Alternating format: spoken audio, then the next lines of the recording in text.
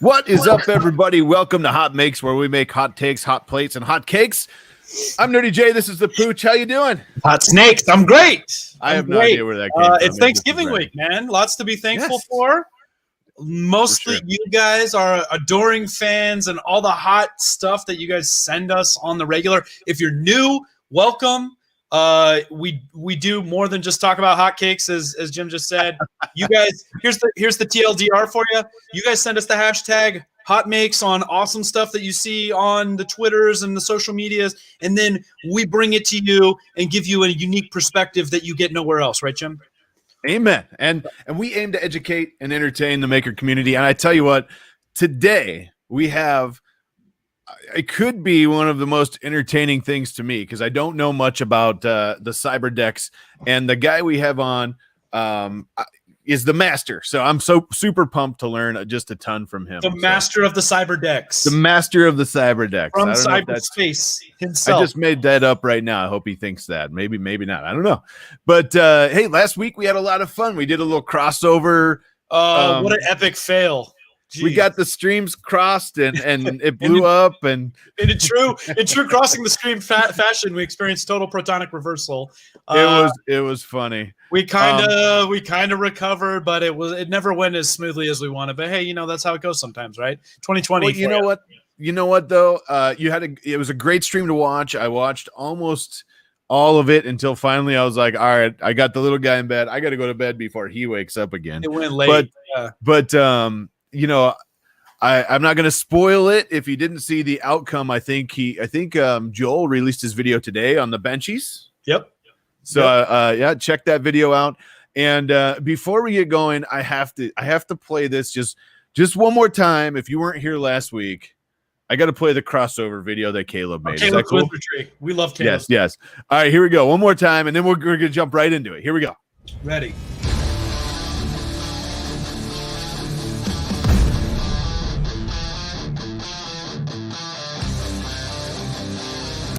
There's something very important I forgot to tell you. What? Don't cross the streams. Why? It would be bad.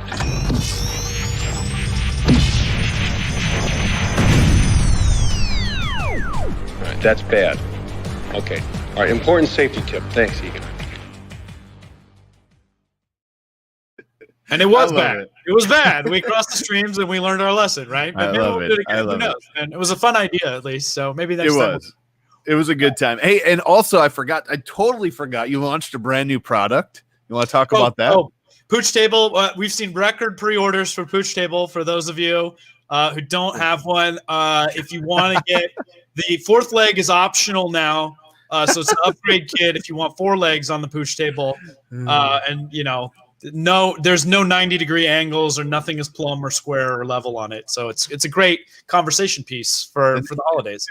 That was a Moses thing, right? He like started a website and then had it up within the stream. Literally, like, what a wizard, man. He just threw up. He bought the domain, put it up there, threw my picture on it, all in the course of 30 minutes, if that.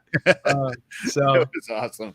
Yeah. Well, I tell you what, it was a great stream to watch, and you did awesome. I love the new rep box. I love that you guys are feeding it all over the world with the it worked out. We knew it would work, but I'd never actually tried running 11 extruders all at the same time with it before. So I'm like, well, one of them, something's going to fail. And it actually, everyone printed just fine. So, sometimes things work out. I love it. And Matthew is correct. Without the Pooch Table, what do you put your Cougar box on? I don't know if you have the Cougar box with you, but we'll talk about that maybe later. Yeah.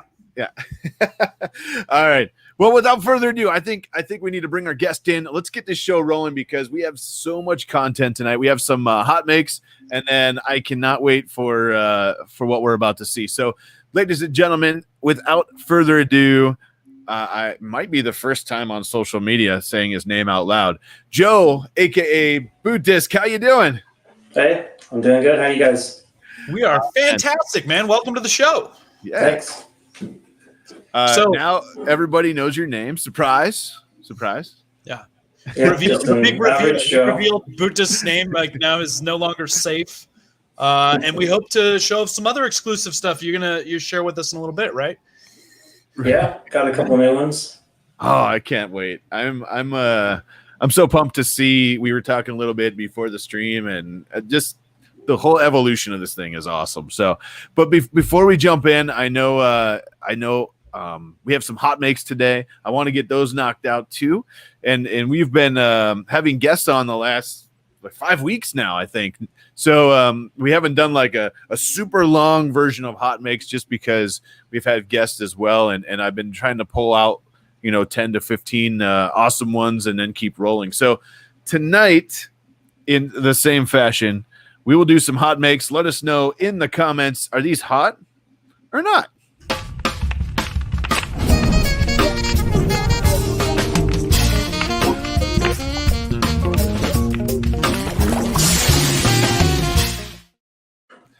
Well, that's more Caleb wizardry right there. Oh, look at this. A little behind the scenes. You're showing off the no. Google Doc. Nice. Yeah. Hey, what are we doing here?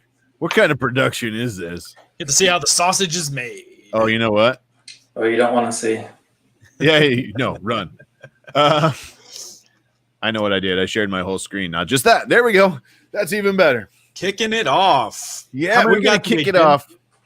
Go ahead. How many we got today? We're going to do about 10? Yeah, I think we have 10-ish, maybe 15. I can't. Right, I think we need adequate time to dive into the CyberDeck because we do. People very interested in this tech. So we're gonna. So right. Joe, I hope you're okay with coming along for the ride. Give us your thoughts on what you think of this stuff that people have been sharing this week, and then we'll dive in on your project. Sound good? Yeah, looking forward to seeing anything I missed. All right, let's go. I got to say, I was talking before the stream, and he said, we're doing hot makes, right? And I said, yeah, we got a few. And he's like, good. That was my favorite part. So, yeah. That's awesome to know that. So the first one we got, of course, Lil Nick, right? We got a Lil Nick. Latest resin and filament experiment. And let me pop this open here a little bit. There we go. So this is a resin piece that he's doing, and he's been doing a lot of these lately. It's like a coaster, I think. Yeah. I'd put a beer on that, or a coffee, or anything really. Look at that. What filament is that stuff? It looks. He says is let's see. That blue one is crazy. He didn't say. I think it's actually not like resin that we would see in our printers, right? I think it's actually like, I don't know, what do you call that? Regular resin? Let me know in the chat what you actually like call moldable resin or whatever. I mean, my wife does resin jewelry, and I'm sure it's something like that. So what's the substrate in the resin though? Is it chopped filament? It's leftover filament broken into pieces. Yeah. That very good, very creative use. I love seeing uses for reuse better than recycle. It's fantastic. Got a little sparkle in there, a little glitter. Yeah. Everybody's blowing it up. It's casting resin. I'm sorry. Now I know. We're total noobs when it comes to resin. We're not. You think we're Evan and Caitlin or something? No, we see it. We're seeing it first time like you here too. Oh man. Let's see. This is another Sasha. So remember we were talking about our dye. Yeah. This is a Sasha one. This is a full set of Fairy Island dice. Dude. Turned out better than they ever hoped. And let's pop this open. Check this out. Fairy Island die. What? I don't know. It's like the island is embedded in the resin, or it's like a photo maybe on the bottom side of it that's like refracting through there. That's wild. Look at that blue, man. The way that makes the water sparkle. That's sweet. What do you think, Joe? That's crazy. It's like those what are they called? The secret forest. Those you see those rings and stuff, the wood with the resin on it. Yes. Yeah. Look at how it refracts through the different facets too. That's incredible. I want to get some molds for doing dyes because that's that's actually a really hard thing to cast. So now we've got Sasha and Steph. So there are our dye ladies right now too. I'll bet you. Right. Wow. So down here, she says she's working through different biomes. So far, she's done oceans, islands, volcanics, volcanoes, and Arctic auroras. I want to see. Wait, did we see an aurora one? Because I was just thinking of the Northern Lights effect would be amazing. Would be amazing. I'd like to see the moon or like Mars with that. Oh, like some planetary action. Yeah, man. What do you think, Chad? Is that hot or not? I love it. For me, that's hot right there. There's something wrong with you if you don't think that's hot. I judge everybody's popping in and saying hot. So, all right, next, what we got? Oh, Maker's Muse. We had Angus on last week. We were joking with him about printing swords on the CR30, the print mill, right? Right. Mm-hmm. And so he did it. Right? I mean, he got it, right? This one out last week, yeah. Yeah, he took it straight out of Skyrim, repaired it in Windows 10 3D Builder, sliced it in half, and scaled it 1 meter long. I love that.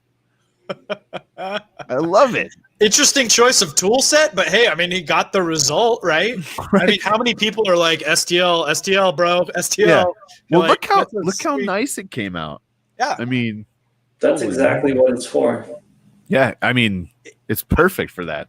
I mean, it's okay. So it's funny because if you look at the Kickstarter for the CR30, like they actually have a bunch of use cases, but obviously cosplayers are like gaga over it because it's just opens up a whole new world, saves a lot of potential work and having to glue stuff together, obviously, and swordsmithing is obviously one huge use case, and then we've also seen some other people start to do production thing, like Bill Steele was doing chameleon parts with it. Angus started by doing we didn't even talk about Tippy Tree yet, but he was doing the Tippy Tree leaf with it too, which is a great use case for it also. I love it. I need one. Who doesn't, right? I mean, I'm gonna have to order one. It's not going to be the perfect printer for all cases, but it like just expands your tool set, right? Right. Yeah.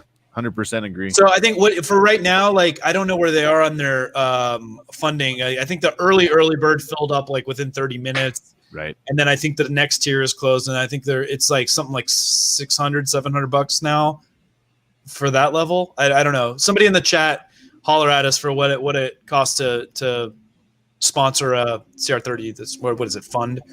Right. The reward tier that you can get a CR30 at right now. I'm not a big enough YouTuber to get one yet, so I'm gonna have to.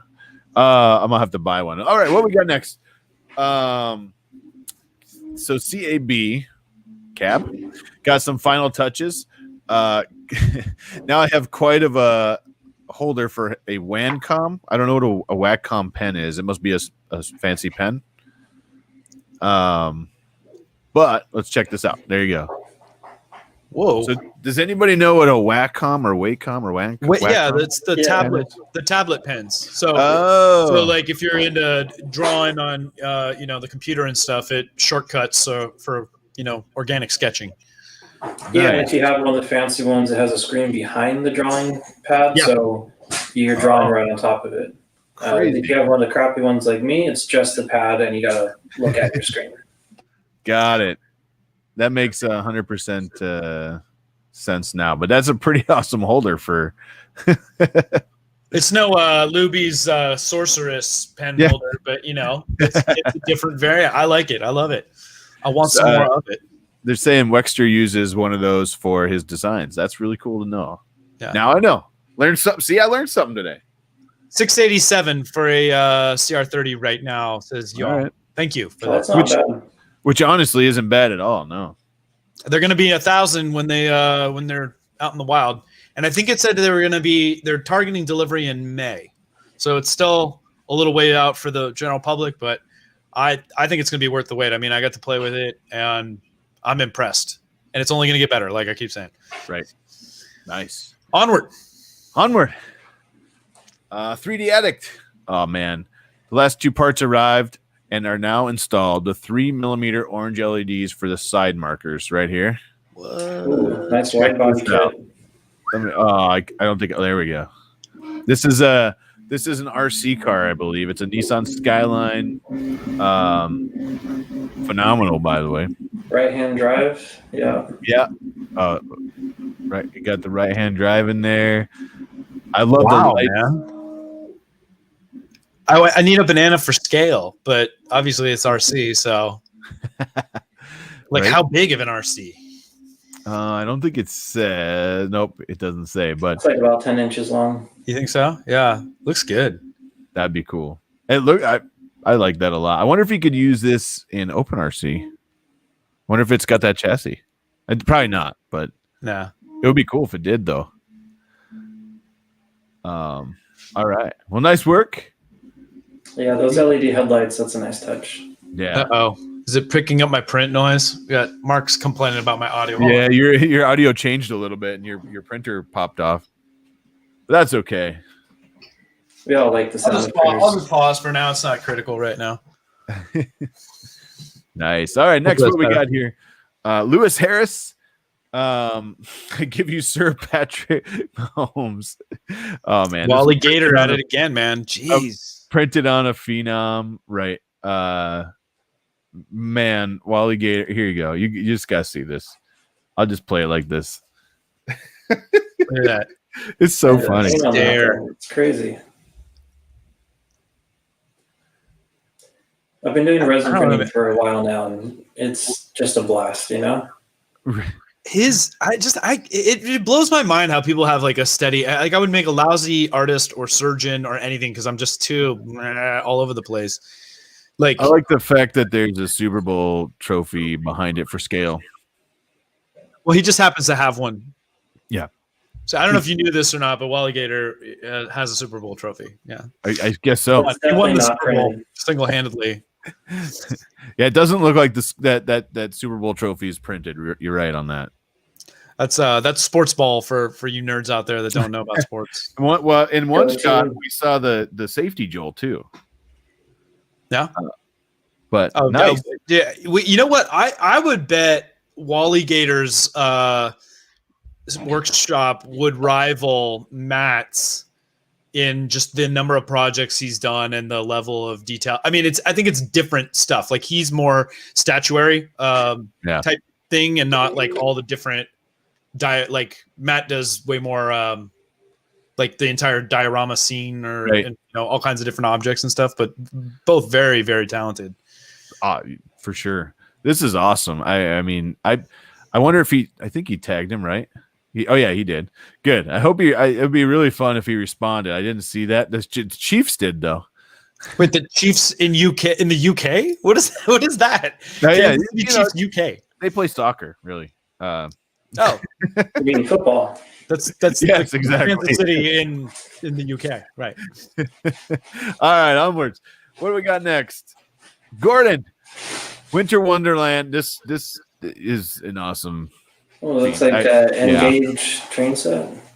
Yeah, it was printed on the Prusa, 740 grams of filament, and a no-name looks like 265 grams purge tower. Oh, and a no-name one. I see. Filamentum. That's all she wrote for a kilo right there. Yeah. Maybe there was a swap out. Obviously it's a MMU, so right. Spools, yeah. 1,653 tool changes, 74 hours, no interruptions. Here you go. Look at that train set, dude. Oh wow, that's a beauty right there. It's not even that bad of a purge tower for such a big model.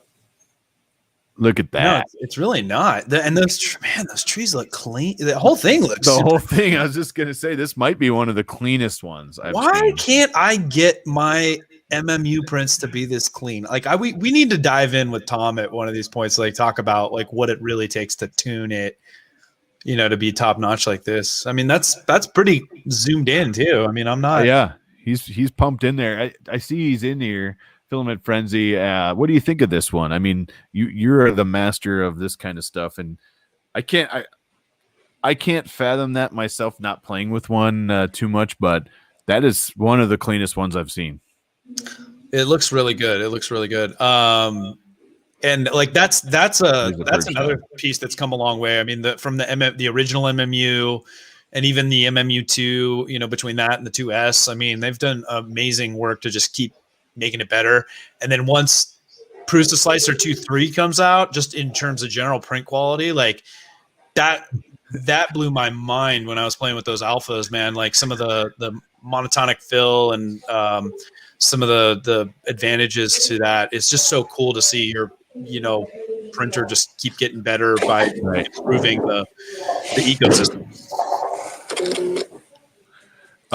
Tom just responded. He said it's awesome, very clean, even more when you consider the base color is white. Epic stuff right there. You think that would bleed? Yeah. Well, that's where getting your purge tuned is critical, right? You got to know what filaments are gonna bleed, and man, that's phenomenal. Do you play with awesome. Do you play with any multicolor stuff, Joe? Only multi-print. Multi-layer. And no, just print one piece and then glue them together. Yeah, glue them together. Yeah, that and with resin prints. I've played with adding pretty much any kind of color and pigment, powdered metals, glitter, all kinds of different things in the resins, and made some pretty cool. You can keep adding stuff as the print's going, so you can, change the color as you go, as long as you're going to a darker color throughout. Oh, wild. Let's talk about that more, because I've got questions. I don't do a lot of resin work, and so I've got some questions around that, and we'll get deeper into that. I'll plug my resin printing group too. I run the only resin printer maker group there is. Oh, wow. Cool. Awesome. Cool. What? And I think you, not getting too far off track, I think you said your girlfriend does resin jewelry, right?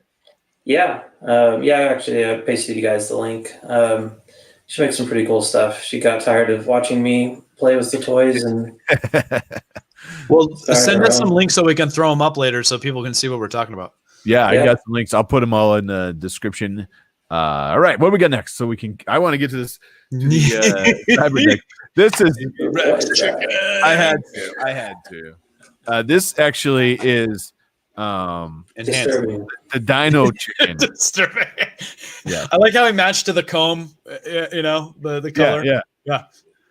This not as big as you can go. There we go. Yeah, the dino chicken. Oh, it's so good. I love this. I mean, the chicken looks thrilled. What even better is matches the color perfectly. Burnin' Gems says, I don't have chickens, but my neighbor does. I should print this and sneak over and put these on a few of them to see a space later.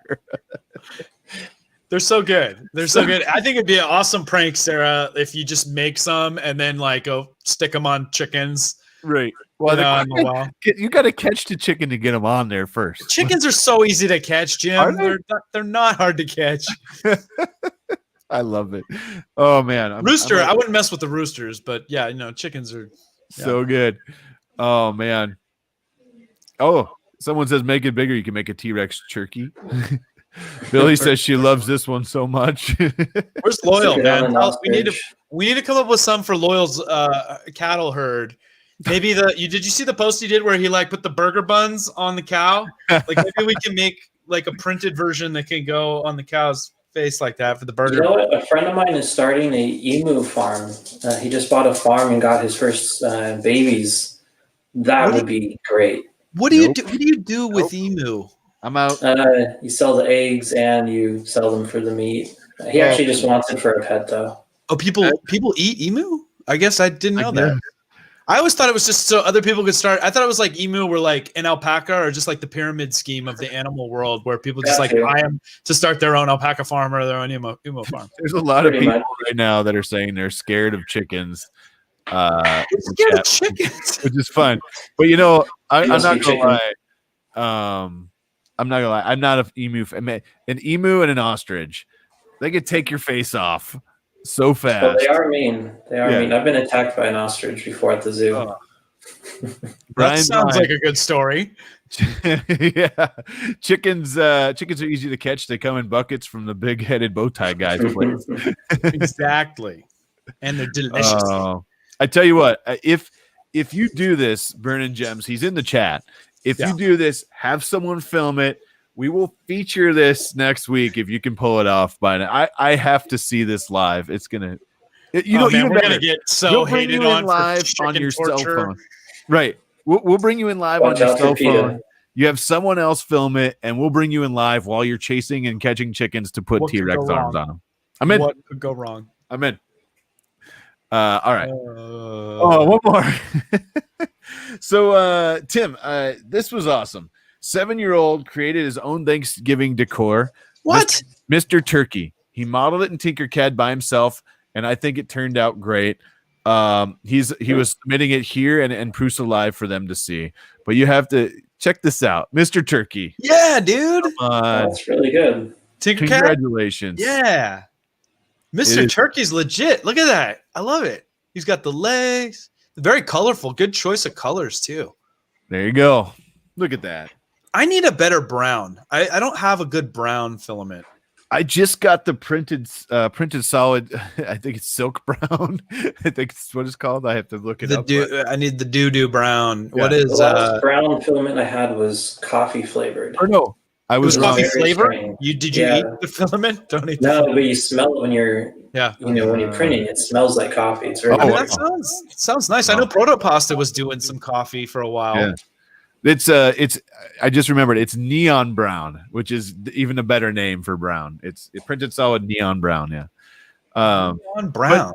I just want to say, like, Tim, if you're watching, tell the little guy, awesome job. We love this. This is phenomenal. Chat, let him know how much you love this, because 7 years old, that is way better than I could already design. I love it. I think it's great. I got to get my girls. Tinkercad so good. Is that anyone, any age can jump in. Right. Yeah, no, Tinkercad's great. I still use Tinkercad. I feel I can whip stuff up faster in Tinkercad a lot of the time than I can in Fusion. You know what? That is how all of the CyberDecks have been made. Yeah. I mean, but if you're not doing crazy, I don't know. I think it's only getting, they enhance it too. It's like there's only better than it was before. So you're telling me all the CyberDecks were done in Tinkercad? Yeah, I mean, some of the guys have started using Fusion, but almost every single piece was done in Tinkercad. For me, every piece was done in Tinkercad. I mean, it makes sense. It's pretty basic shapes, right? You know, and you're just... Yeah, I mean, even for hard shapes, you can still do it. Sure. You know, I'll just run it through, maybe I'll run it through Fusion at the end to up the resolution on it, you know, give it more facets. Right. But even for that, I usually just use Mesh Mixer and, you know, just remesh it. It's easier. That's a good tip. I like that. So you know, we were talking a little hot makes. Now it's time to switch gears. You are known as kind of the CyberDeck guy. So let's start here. Who are you? What do you do? And what the heck is a CyberDeck? Well, I go by Bootdsc online, just an old Linux joke, you know. I'm an IT professional, been doing this since I was 18, and I won't tell you how old I am, but been doing this for a while. And a CyberDeck, man, that is a term coined by William Gibson, kind of a famous author. You might have heard of him, wrote Neuromancer. And in the books, it's a VR platform. You know, it's a box with a keyboard and a VR port, which maybe plugs into your brain or your eyes or something that we don't have yet. So for the CyberDecks, we've settled on, using a screen on it. What can you do, So it's not exactly what was imagined in the books, but it's an artisan computer. It's a bespoke, custom-made thing, just like the old PC modding days.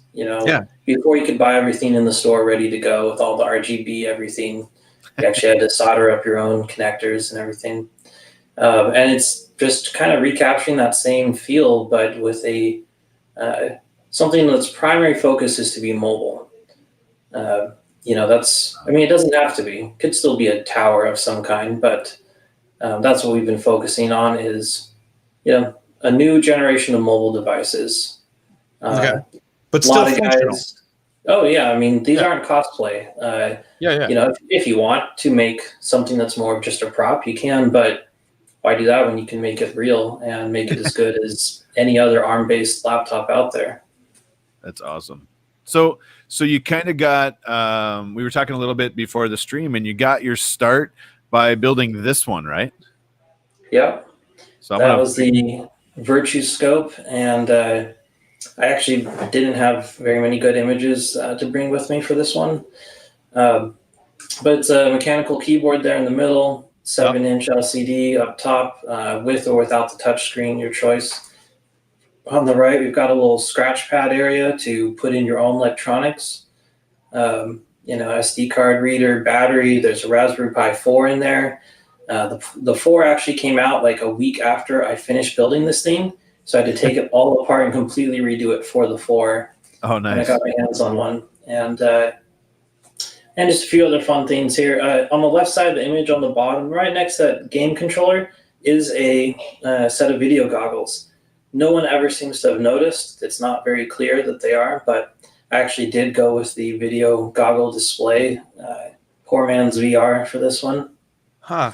Nice. And it's all 3D printed case. It's got some hinges on it. It's got a guitar strap, my actual guitar strap, so that you can carry it with you. The strap. That's awesome. And it was fun. It took me about 3 months to build it, start to finish, and another week or so to redo it after the Pi 4 came out. And so this came out, I put it up on my old website. Sometime in the next few weeks or so, got it featured on Hackaday, got some more, little bit of fame off of it on the internet. So used that to start the CyberDeck Discord. And, that actually blew up pretty quick. Sure. We've still have some of the same people that joined a year ago. Most of them are the mods now in the group. And in that time, we've had about 10,000 people join. We purge out the group from anyone who isn't actually joining and chatting, because what's the point of a chat room full of people that don't chat? Sure. I'm in trouble. So we only have about 1,000 members in the chat room now, but we've purged out like 9,000 on top of that. Nice. So your active user, but still, 1,000 active users is nothing to scoff at. And so you don't really allow lurking then. Like people can still look and see what's there. They're just not participating. Yeah. And you can, if you just fill out the intro, you'll get assigned a role and then you won't get purged. So you can lurk. You just have to participate even once. Just jump in for a minute, so that we know you're not a bot. You're not trying to sell us something. You get a lot of junk in Discord. So that was your first go at it, right? Like your first iteration, or you've been kind of doing stuff like this, but is this what you would call your first CyberDeck? Really the second one. The first one was a little bit simpler. It was a phone mount and a Bluetooth keyboard and a hinged area and a spot for a battery. And this was the first one that I tried to make public, that I tried to, actually show off. The other one's up on my Thingiverse account, along with, a bunch of other stuff. And I've been building, custom computers, desktops, towers, doing this since forever. Okay. So that was October a year ago. Yeah. Yes. Yeah. Because it's been just a year. Yeah. Okay. And so that was that. And then we've seen a couple things, but where do we go from there? Where did you go from there? Well, spent a lot of time just kind of building up the group and trying to invite people in that had already built something similar. One of the users, Tinfoil Haberdashery, he had built a very cool CyberDeck a couple of years before that was up on Hackaday, and got him to come in and hang out, and just kind of went through and looked for all of the.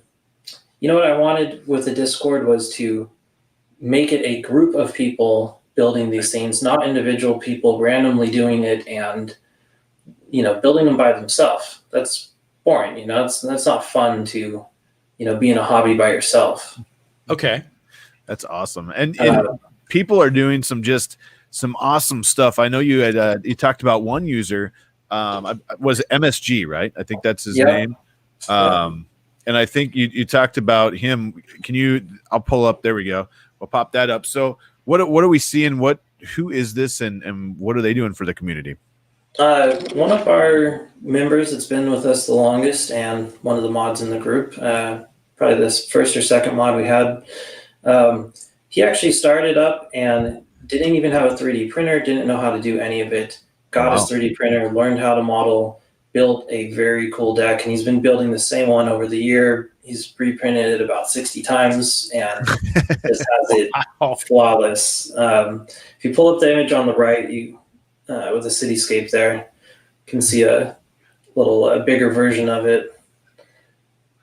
Oh, over here? One. Yeah, click that guy. There we go. This one's just really cool. Ortho keyboard, screen. He's got micro dot display, a e-ink display on it. I think there might be something else hiding in there too. It's just a really cool build. And it kind of embodies every piece of this, custom feel to it. So one of the things that's just really awesome about the 3D printing in the maker community is that, and what we're trying to do with HotMakes is to try to feature all of these really cool little sub communities that have kind of sprung up and been enabled by some of the tools that we use, like 3D printing, laser cutting, all these things that weren't really available to us, only a few years ago, right? And so, Joe, like, when did you first get your 3D printer, and like, is that what came first for you? Is like the 3D printer like kind of inspired the creativity and said, hey, this would be a good way to get into doing the CyberDeck thing, or did you kind of have these ideas before? I have been building stuff before, but before I got into 3D printing, I just had a little woodworking shop and a metal lathe, and I just built the stuff by hand. And I always wanted a 3D printer because like, man, I could draw this and I could build it, but then I could build it again. Because when you build something completely from scratch, all the hours it takes, it'll come out incredible, it'll look good, but to build it again, you got to go through the whole thing again. With 3D printing, you just draw it once and you can, pop it off over and over again. And that's such a big improvement, And then that makes it so everyone else can print the same thing later.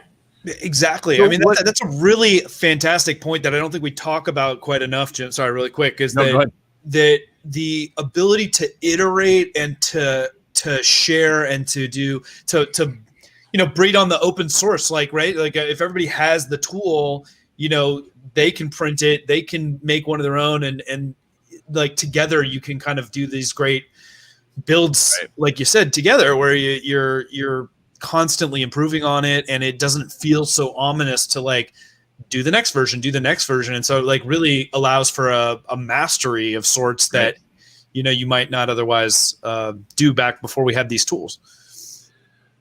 And the skill set required to operate some of the larger saws and things involved for woodworking, I mean, they're dangerous and it takes a lot of practice. I've got a lot of years in it. My grandfather was a wood worker, cabinet maker, so he taught me. But I wouldn't try and give plans out how to build this thing out of wood to someone else and have them operating these. I'd much rather just here you can 3D print it and you can modify it, make it fit your parts. That's one of actually the main goals, and one of the new projects we've been working on is a universal CyberDeck. The idea is that each piece is very modular, and let's say, we try and base it all off the Raspberry Pi just because it's really good for its price and easy to work with. But maybe in your country, you have access to different screens, different hardware, and you can just adapt the bulk of the deck design to fit the exact hardware that you have available without having to redesign the whole thing, which is it's a big undertaking. It's a lot of hours in CAD. So the idea is that and if everybody makes a module for this universal deck, then, after you got like 50 of these things, you'll have every small LCD available with a case that fits the design. So, once we build enough of these, there won't be any parts left that don't have a model available for their case. I really love that. I love that you're building and designing with community in mind and accessibility in mind. That's a really awesome way to promote growth of the whole space too. That's great. Right. And so I got a quick question. I got to ask real quick. What material do you use? Is it PLA, PETG, ABS? Is it resin? Are you guys resin printing any of this stuff yet? So I do resin print some parts. It's nice for like just accent pieces. Size limited though, although I did just get the new Mars 2 Pro Mono. Okay. So that's like double the print volume of the original Mars resin printer, which I had. So do expect to see some fully resin printed decks coming up. Okay. Actually, this one that I brought with me, this is just the empty frame for it, for a Linux cell phone. This is an LTE card up top, just a expandable antenna for a software-defined radio. I love that. That is The awesome. screen for it is sitting over here, connect to the Raspberry Pi 400. He's got a 400. He's got a 400. Yeah, I was just gonna say it's a new one. Yeah.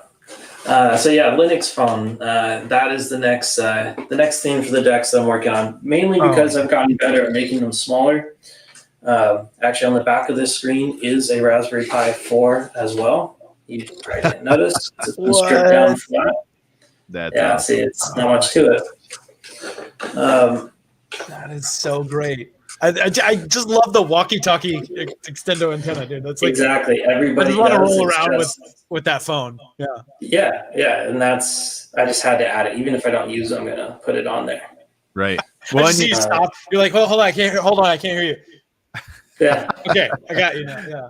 you See, I laugh, but we did used to that do with my that. first, I mean, yeah, yeah. my first cell phone had one of those. You know. Yeah, I did too. My was it Motorola Flip, like a brick? You know, you flip that thing open and you had this. yeah. Like, boop. Yeah, mine was an Ericsson, but the same thing. It had that flip. same thing. It didn't have an extendable antenna like that. Oh, well, so here's another good question. You're building a cell phone, which blows my mind anyway, with a Raspberry Pi. You said it has a 4G LTE card on it that you're using currently through a provider out there, right? And it's everything that's self-made. I mean, you're pretty much making your own cell phone and bypassing like your fancy Google phone or Apple iPhone or whatever. What's it based Linux off phones, of? Linux okay. phones are just they're making a little bit of a comeback. We got the Pine phone, which is an interesting piece of hardware. I've got the Pine 64 Pro, Pinebook Pro laptop. I'll say it's an interesting piece of hardware. A lot of manufacturing issues, but the idea behind it is great. So Linux phone is making a cut because I thought everything I had read that Linux phone was dead, that concept, but you're like the community latching on. You know what it is? It's not a cell phone. We don't really use it as a phone. It's just a data point. It's a mobile computer with data, and that's what this is going to be. I'll have a SIP phone service on it, so voice over IP. Yeah, nice. So I can still make a call if I want to. And texting is actually built into the modem. This thing has a built-in web server that runs, and you log into it, and then you can text from inside of it. So you don't have to even deal with doing the AT commands when you're dealing with the LTE modems. It's completely self-contained and compatible with any system. So good. So I don't know. I'm not a programmer. I'm not a coder. Software is just magic to me. So having it completely self-contained like that is great. Plus, I can just plug it into my tablet or any other thing I want. Plug it into a Raspberry Pi, for instance, like this brand new Pi 400. Can't see anything because it's completely clipped on the camera. We gotta talk about that. Yeah. All right. So when did you get your 400 there? A couple of days ago. Okay, so how much have you gotten to play with it so far? So using the measurements that the Pi Foundation provided, which was very few measurements. Normally they give you the full diagram, and with this thing, they're just like, nah, here's the basic millimeters of it, and you get to figure out the rest. So really, using that and some of the images they released next to a normal Raspberry Pi motherboard for scale, I used that to measure this approximate size by multiplying it. So I completely designed and started 3D printing the deck case that's going to go with this before I got it. Oh, so you got a good jump start. And were you okay with measurements? I had to sand off a 0.5 millimeter on each side. It's actually a bit fatter than they claimed, and it's a millimeter shorter than they put in the measurements. So they got them wrong. Not terrible. All right. Nice. A 0.5 millimeter off by pictures. I mean, come on. Well, and That's the pretty measurements awesome. they released too. Oh yeah, You got a good eye then. Yeah. Definitely. So, but yeah, so I would have actually brought the whole case with me, but I am actually on vacation right now, and it couldn't fit in my bag. I travel light, so. See, that's dedication. The man's on vacation, and he's not going to miss a hot make. So he brought what he needed with him. Kudos to you, Joe. Yeah, that's awesome. So you did send me. You know, I know we're up against time a little bit here, but you did send me a folder full. You had your publicist Blasto send me a folder full of pictures. Can we rifle through some of these? Is that okay? Yeah, let's do it. Publicist. Yeah. Blasto Supreme's in the chat right now, and I want to point out that he sent me a folder called. Well, he can type what it's called in the chat. We'll say that. I won't say it. Okay. It's hilarious, by the way. And mostly, I remember we talked about this a couple weeks back. I remember that. So this is one of Back7's Pi terminals. He's been making some really, really cool projects. And he got into the CyberDecks too, and they got very popular too. There's been a lot of reproductions of what he's made. That's Jay. Jay's in the chat too, right? Yeah, he's in the chat. Yeah. And this is all in the sexy deck picks folder I got. I just want to throw it up. So, I mean, look at this. That's a kind of in a Pelican case right there. Somebody was talking about the that recovery kit. Waterproof when you close it. So, in theory, it could survive a lot of mishaps. I love bad weather, end of the world kind of thing. It's so good. I love that. Here's the thing. We've been talking about doing a co-build, like, Pooch from his side of the world, me from my side. I think our side. We're on the same side. Well, you know what I mean. Yeah. We're in the US, sure. But I'm in the middle of nowhere and you're in nice hot California. Yeah. But my point is we should do a stream deck, or I keep calling it CyberDeck.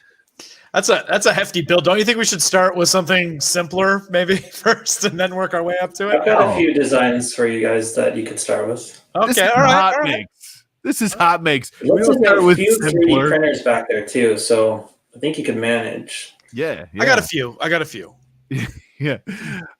Check. I love it. I'm gonna kind of go through these, but feel free to throw your comments out. I know the chat can throw comments in, but they are. I'm loving this. I'm loving the flip switch here on this one. Yeah, the detonator switch. Yeah. Oh yeah, the modifications of that Pelican case design are great. They're never quite as polished as Jay's. His are just like, they look like they came out of an Apple factory. But they're all quite cool. And what's a CyberDeck without some stickers? Now, this is Blasto Supreme's latest work. I don't know if he intended for the spacebar to be on the top or if he's just trolling all of the MK users, but I'm a little triggered by it. I'm a little triggered. I love it. Well, we featured his original, the Yakamoto, I think his other one. Yeah, there you go. And so this is the newest one, huh? It is, and it's also part of the Universal CyberDeck design. Actually, his design was just so good that I was like, hey, let's just go with yours. Nice. So these are all modules. There's 2020 aluminum extrusion in there, which you're familiar with because your printers are all made from it. Sure. And it just makes it really easy to slap on each panel, each module, and change it up without much effort. Change one piece without changing the whole thing.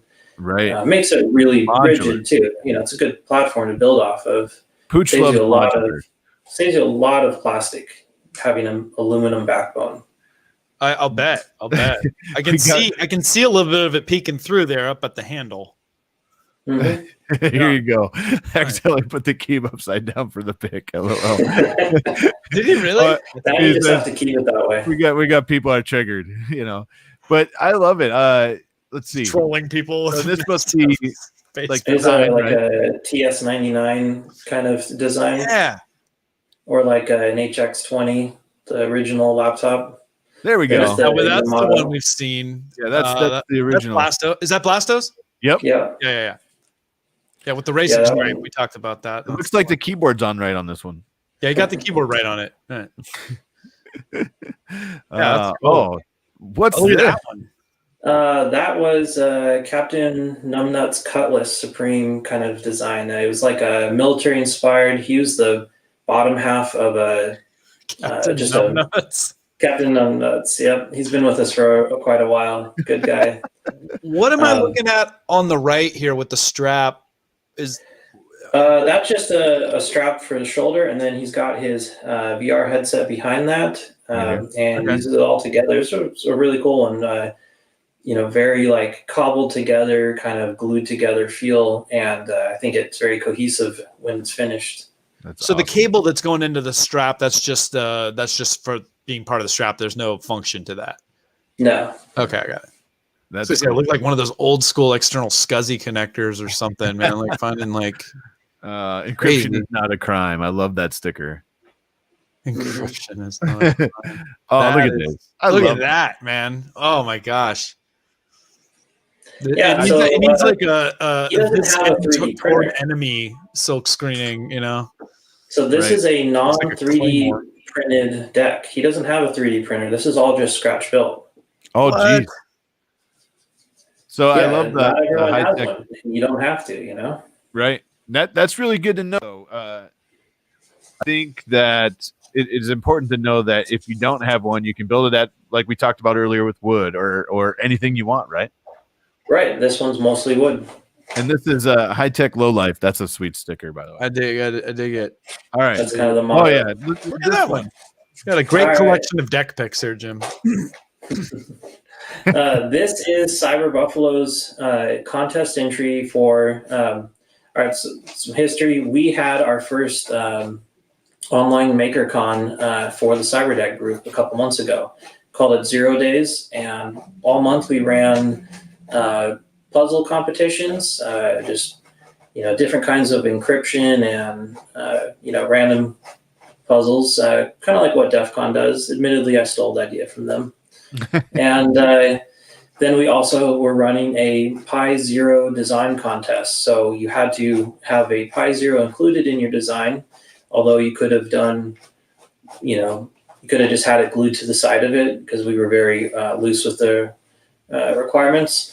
Yeah. So yeah, this is Cyber Buffalo's entry. He won the competition. This was our winning design. That keyboard's all handmade with micro switches, and the whole thing is deceptively small. It's only about this big. Yeah, it's a pack of playing cards stacked up. Wow, fantastic! That's only a 3-inch screen on there. Well, listen, awesome. I'm sure we could plow through a ton of these all day. I'm curious. I did want to make a point of touching in on some of your resin commentary from earlier. Yeah. And you mentioned your girlfriend does some resin work as well. I don't know if we have pictures of that for today, but we'll definitely have to check. But what's your feel? So you've obviously done 3D printing with FDM, resin. What's your expertise with both? And maybe can you dive in a little bit more on that bit you were telling us about your technique for changing colors and additives and how that enables kind of more unique designs and things that you can implement here? Oh, this is a great one. This is Ron Loreen's Cyber Instrument. So good. It's like a guitar. I didn't mean to distract you. I'm just cycling through them, and I saw this, and I was like, "This is phenomenal." All right. Yeah. Anyway. All right. So for resin printing, before I started the CyberDeck group, I had started a resin printing group. We used to have one on the Google Plus social media platform. If you remember that failed venture. Yep. Before it shut down, I got a bunch of the people to come with me over to Discord. Some people went to Facebook. That group died. So yeah, we've been making resin printers before the race to the bottom, where they got so cheap that you couldn't buy the parts to assemble it yourself. Right. We just started making our own custom machines, and there's not a lot of information shared. It's all proprietary. Nobody wants to help anyone with it. So we built a group that, there was a couple professionals that jumped in and lended a hand. Most of it was just me reading the patent applications, U.S. patent and Canadian patents. Covers pretty much everything you need to know to build something that someone else has already built. So I built a resin printer, and that was pretty fun. Got that group going. A lot of people have come and gone since then. There's been at least 100 resin printers that have been built from that group, completely custom. Some of them went to Kickstarter. Some of them went into production. So in that time, I played with a lot of stuff related to resin printing. I wanted to try out a bunch of additives. So I just ordered up a bunch of powdered pigments and various glitters and other fine particles of stuff that I could stick in there and see what happens. The 3D printing resin can handle about 8% of volume of stuff added into it before it starts having problems curing. So you can add a lot of something else into it. I've even tried just putting in sawdust just to see what would happen. It still works just fine. Oh, wow. So you don't want to put anything in that's too coarse. That will it has to be 0.02 millimeters or less. Anything with a larger grain size will end up putting pressure on the LCD and might crack it, or at least it'll scratch up the FEP film on the bottom. Right, right.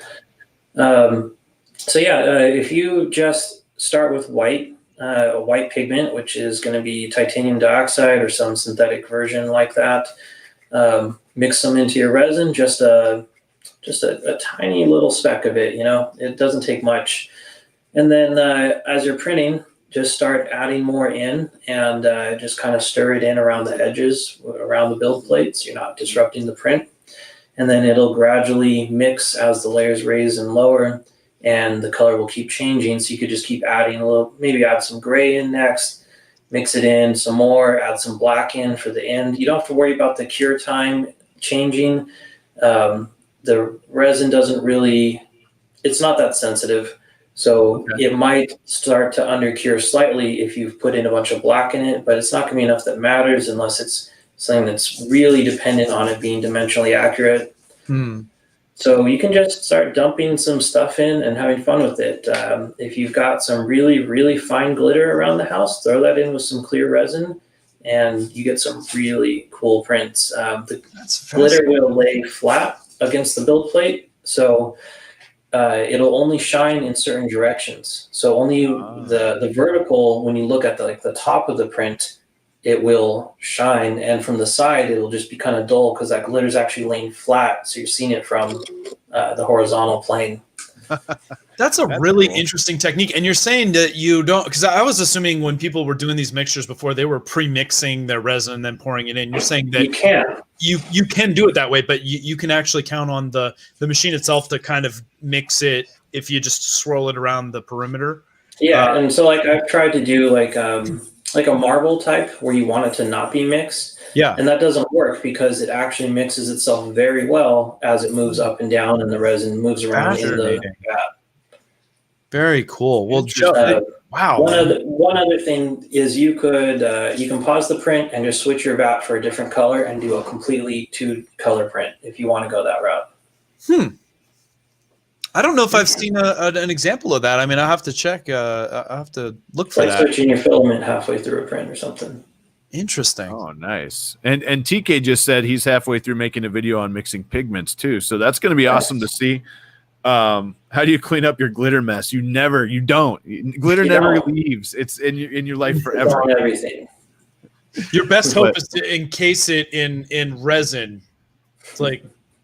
It's like taking, throwing it into the phantom zone. It's never That's like my 3D printing table. I just take my UV light and I cure my table, and it's now just layers of resin. Instead of trying to clean it off, I just cure it across. That's awesome.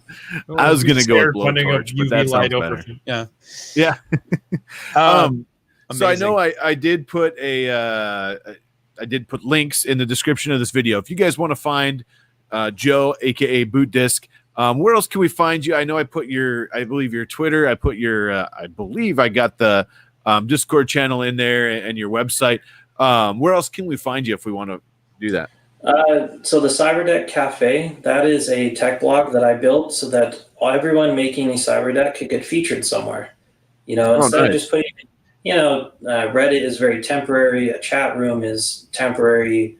And if you don't have your own blog up, then you don't really have anywhere to put it. So this gives everyone somewhere to put their design, and everyone gets featured. You know, there's no waiting list or anything. If you got a design, you submit it, it's up that day. So the cyberdeck.cafe. Well, you heard it, guys. If you're interested in doing a CyberDeck or learning more about it, go check it out. It sounds like an awesome community. Joe, thank you so much for your time. I wish we had, another hour because, like, obviously the slideshow we had of, like, we could just go through that all day. That's only like 10 out of the, like, 60 of these things. And so you can see all of that stuff on cyberdeck.cafe, right? So people go. A lot of them are up, and the rest is in the Discord. We have project logs for everybody too. So we got like 70 project logs in there now of all the different builds. Wow. It's really fun. That's cool. Yeah, and I didn't even, I've got like 12 CyberDecks myself, and I didn't want to waste our time showing those. So never a waste of time, man. It's unfortunate we only have an hour though, huh? Yeah, that's definitely not a waste of time. I actually need to see these. I'm gonna have to go to your website and cycle through there.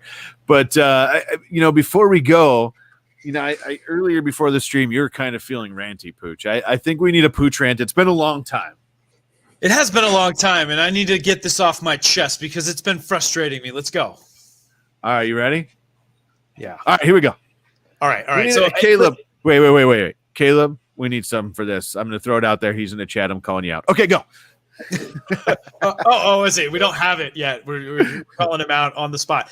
Yeah. All right, rant time. Graphics. Okay. So listen, I already did a bit on passwords and like passwords and stuff. If you do a deep dive on password policy and all that stuff, there's a lot of meat on that bone. But I got to dive in on something here that's just really got my craw last week. It's two-factor authentication. And, it's so common these days, and it's great. We want to be secure, and it's nice that we have another layer now where you can get a text to your phone, and then you put in the code. But how many times, Jim, or anybody out there, have you had this situation where it's like you say, okay, good, send me my authentication code, and it expires in 10 minutes, and then you get the code 12 minutes later? Like, what is that? Never get it. And then I resend it. And then I'm like, okay, maybe it was just bogged down because a lot of people are using the system, and then it comes like even later, and it's like now I've got a code that I put in, and it's always expired the time I put it in, and I want to destroy things like the worst. Like if you're going to implement two-factor authentication, get a good system in place that like actually delivers in a reasonable amount of time. I don't think it's too much to ask to be able to get your code within 30 seconds to a minute. Like. Is that too much to ask? Is it? That's not too much to ask. No. Am I an entitled password two-factor authentication guy now? And all would be good. Into your phone provider service, and they're supposed to send you a text to log in, and they don't supply the text, and it's your phone provider. Right. Well, this is a touchy one. I have a fun one. I can't. It's hard because it's for work, and I don't want to call that out. But we recently have to play with an app that we have to check our health conditions every day, right? Right. And in order to sign up for this app, you're supposed to do it while you're there, and it says we're going to send you an email, right? With the code. But the problem is, us lonely old hourly employees don't get email on our phones, so they send it to your work email, and you can't get it. So you have to go inside, eventually get it from your work phone. And then even better, the app doesn't work on our staff Wi-Fi. So as soon as you walk up to the building, if you connect to staff, the app doesn't work because it doesn't authenticate. So it's good stuff. I love stupid. It.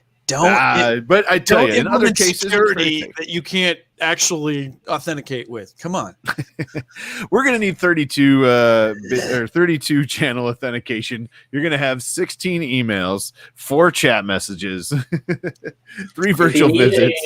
If you guys need a new IT guy, I do consultant work. Oh, good to know. Okay. Nice, I love it.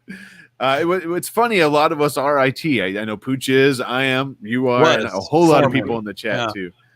My voice is my passport. Authenticate me. When are we gonna get actually? Back to that? Remember that? Yeah. Mm-hmm. Who knows where that's from? In the chat. Go right now. Real quick before we go, Caleb hit it on the dot. I actually just went in and I enabled form authentication for your StreamYard account. So I added your user as 2-form. Now you're gonna have. No, I'm just playing. El Moses sneakers. Nailed it. Moses. Oh, Moses eccentric wins. nut. Old curmudgeon hit it first, I think. Oh, Nice. did he? Oh, my bad. It's one of my well, favorite I just movies. saw it right now. Old curmudgeon, eccentric nut, El Moses. But awesome. Well, I tell you what, I know we're a little bit late. I know we kept you a little bit late from your vacation, but thank you so much for popping on with us. A lot of fun. And, Thanks for having me on here. I was looking forward to it. Oh, it was a blast. Yeah, I'm glad we got to look into a new community. I mean, I didn't know about CyberDecks really, and I mean, like, it just makes me wonder how many other communities there are out there that have been enabled by 3D printing and other. There's a DIY resin printing community that might like to be on the show. Oh, I like it. Let's Do it. I love it. Hit me up after the stream. We'll make that happen too. I know we're gonna have there's so many communities out there, like Pooch said about this, and it's fun when we find little facets because I've known this much about the cyber. I saw a CyberDeck. I saw Blastos first. That was the first one I've ever seen, right? Because I think we featured it, and then I saw you on Verf. You were on Verf, and then this. So I mean, I really don't know a lot, and I love learning about that because now I have some printers behind me, and Pooch has an army of them. And I think we need to. That would be a lot of fun, for sure. But awesome. Well, I appreciate it. We're gonna get flying. Everybody else out there, thank you guys for hanging out. I know we had well over 100 people at one time, and I really appreciate each and every one of you guys coming out. Pooch and I do. Don't forget, hit us on the Twitters. Hashtag HotMakes. Is that how you do it? I can't remember. Is it Hashtag HotMakes. Okay. You see something awesome, you throw it out there. Thank you to El Moses. Thank you for the $10 and the 25 to start the stream earlier. Thank you so much, El Moses. Always throwing the chats out, and we definitely appreciate that. But Joe, quick on note on that, Jim. Sorry. So I know we mentioned when we did the big giveaway stream a couple weeks ago, we have a pot that's been put together from all the donations people have been sending us.